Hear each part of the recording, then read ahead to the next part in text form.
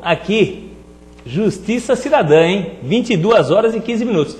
3247-1010. Ah, não anotou? Pô, não decorou ainda? Eu repito, 3247-1010. Viu? Não é todo dia que você tem o Dr. Marcelo aqui não, hein? Ele veio lá de Tatuí exclusivamente para estar aqui, interagindo conosco, falando sobre esses projetos magníficos, brilhantes, inclusive já se colocou à disposição para ser um parceiro de Votorantim e transformar essas máquinas de caça-níqueis que só estão angariando dinheiro de uma forma ilícita, de uma forma ilegal, para que transforme essas máquinas em prol da população, em prol de você, em prol da sua família. O doutor Marcelo, olha, nós temos aqui também um quadro que nós damos o nome de Melhore o Seu Vocabulário, né? Uhum. E eu ia pedir à produção para que ela soltasse esse quadro, para que explicasse a toda a população sobre furto e roubo. Produção. Se você deixou seu carro estacionado e quando voltou não o encontrou mais, você foi furtado. Se um bandido encostou um revólver na sua cabeça e pediu as chaves para levar seu carro, você foi roubado. Nos dois casos você está numa pior, mas é bom saber a diferença.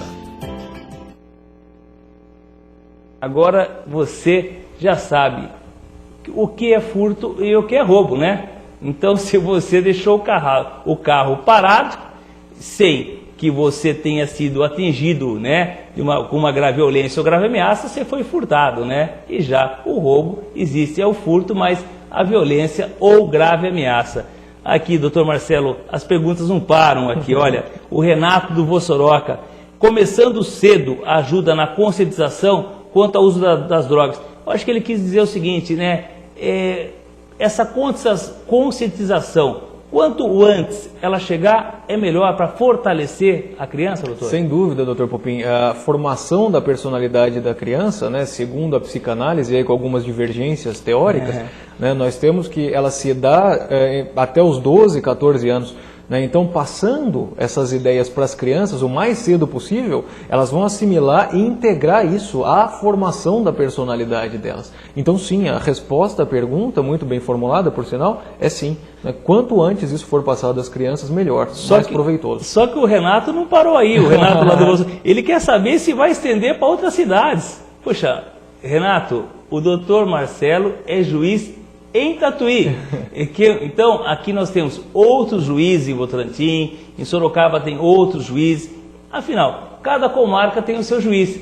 Então, é muito bom que vejamos pessoas como o doutor Marcelo, que fora o serviço dele, a atribuição dele como magistrado, ele tem feito o algo a mais, ele tem feito a diferença. Eu falei para vocês que o Justiça Cidadã iria trazer pessoas realmente top. E esse eu fiz questão de trazer, sabendo de todo o trabalho que ele desenvolve. Era importante que você, votorantinense, conhecesse um juiz como o doutor Marcelo. E, doutor Marcelo, eu gostaria também de falar, mas no próximo bloco, né, sobre também o outro lado que o senhor tem como profissional, que o senhor é músico. Então, eu vou pedir um intervalo e rápido voltaremos. Voltaremos já.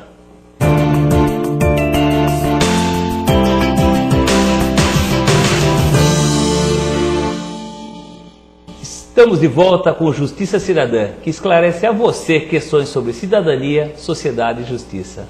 Hoje, nossa estrela, Dr. Marcelo, Dr. Marcelo, ele que veio aqui está dando uma aula para nós, falando sobre o projeto que ele fez junto com a FATEC lá em Tatuí, transformando o ilícito no lícito, o caça-níquel em computador.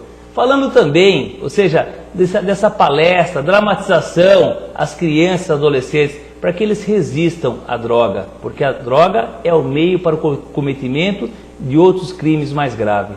E agora vamos falar o outro lado desse juiz, dessa estrela, que ele também é músico profissional. Quando eu falo profissional, você vai falar, é redundante, mas ele é inscrito na Ordem dos Músicos do Brasil. Doutor Marcelo, que é tão novo, mas já é profissional. Olha, só para adiantar, porque eu fiz essa pesquisa, ele já esteve em 4 festivais em Campos do Jordão. Ele esteve em 4 festivais lá em Tatuí. Salvo engano, o primeiro foi em 93, ele tinha 13 anos, hein? Olha, o homem é uma fera. Solta o vídeo, Zé. Vamos lá, produção. A atuação do juiz Marcelo vai muito além dos processos que passam pelas mãos dele. Este homem tem como lema de vida a união. Assim como provocou uma revolução tecnológica entre os universitários, ele faz o mesmo com a música. Além da magistratura, né, que é uma das minhas paixões, tem também a música. Durante muito tempo eu fui músico profissional, toquei em orquestras, inclusive na Orquestra Sinfônica Brasileira, como freelance. Mas a magistratura, como minha primeira paixão, acabou me afastando da música durante um tempo. E agora, aos poucos, como hobby, eu venho retomando a música, retomando os estudos do trombone. A música está presente na vida dele desde criança e agora também na vida de outros 90 meninos e meninas da rede pública de ensino que formam a Orquestra Lira de Tatuí, que já se apresentou na Alemanha e está de malas prontas para a Espanha. Para mim, música significa a minha vida. E a gente tem conseguido alterar o rumo, a trajetória da vida deles de uma maneira muito positiva. Em Tatuí entendemos que a matemática é a ciência dos números, mas no dia a dia a ordem nem sempre é tão lógica. O juiz Marcelo nos ensina que é preciso dividir sempre para somar no final.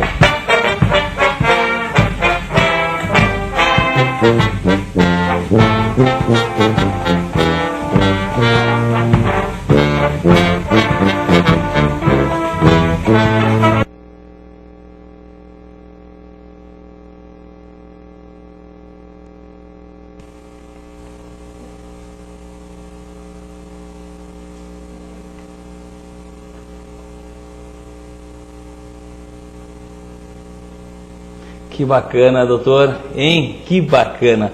Olha, nessa esteira eu quero fazer a pergunta da Cecília do Sunset. Obrigado, Cecília, está ligando. Eu sei que não é a primeira vez. Parabeniza o programa e diz que o doutor Pupim é um excelente entrevistador. Obrigado, Cecília.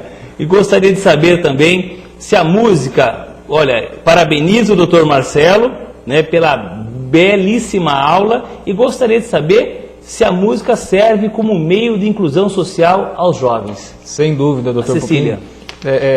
Cecília, excelente pergunta. A música serve sim como instrumento principal de inclusão do jovem, de inclusão social do jovem. Eu tenho para mim que eu fui formado em bandas musicais no interior de São Paulo. Eu tenho para mim que o jovem ele pede e precisa de desafio. Então, esse desafio, ele pode ser da seguinte maneira: ele chega numa corporação musical, ele vê alguém tocando bem e sendo reconhecido pelas outras pessoas por tocar bem.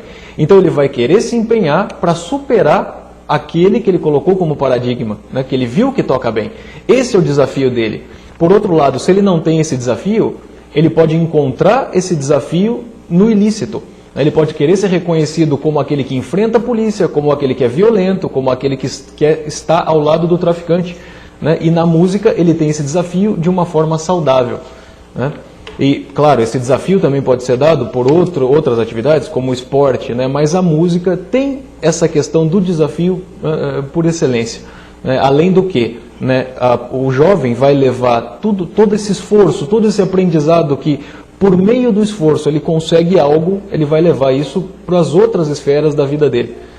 Então, essa influência da música na vida do jovem, o senhor, eu percebo que o senhor tem trabalhado justamente para que não fique somente na esfera de uma